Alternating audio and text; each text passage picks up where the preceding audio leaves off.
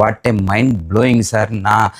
నా ఏజ్ 40 వచ్చింది, బట్ ఇప్పటి వరకు కూడా నేను ఎప్పుడు కూడా మీలాంటి కోచ్ నాకు తగలలేదు. నాకు తగిలి ఉంటే ముందు నా లైఫ్ టర్నింగ్ ఇప్పుడు అయిపోయి ఉండదు.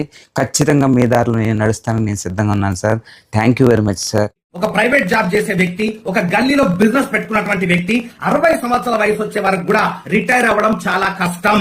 ఇన్ని రోజులని ఇంట్లోనే ఉండి థింక్ చేస్తూ కాలం గడిచేశాను, కానీ ఈ రోజు నుంచి మీ క్లాస్ వింటే నేను కూడా ఏదో ఒకటి సాధిస్తానని అనిపిస్తుంది. ప్రపంచంలో మనిషి అనే వాడికి విలువ లేదు సార్. మనిషి సాధించినటువంటి సక్సెస్ కే విలువ ఉంది, మనిషి సంపాదించినటువంటి డబ్బుకే విలువ ఉంది. జాబా, ఇంటి దగ్గర ఉండి వర్క్ చేసుకోవడమా, బిజినెస్ చేసుకోవడమా అనే సందిగ్ధంలో మేము ఉన్నప్పుడు సార్ మాకు మంచి ఒక సలహా ఇచ్చారు.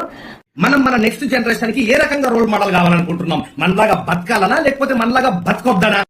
ఇలాంటి స్పీచెస్ చాలా వండర్ఫుల్ గా సమాజానికి ఎంతో ఉపయోగపడుతున్నాయి. ఒక్కొక్క తెల్లెంటుక నీకు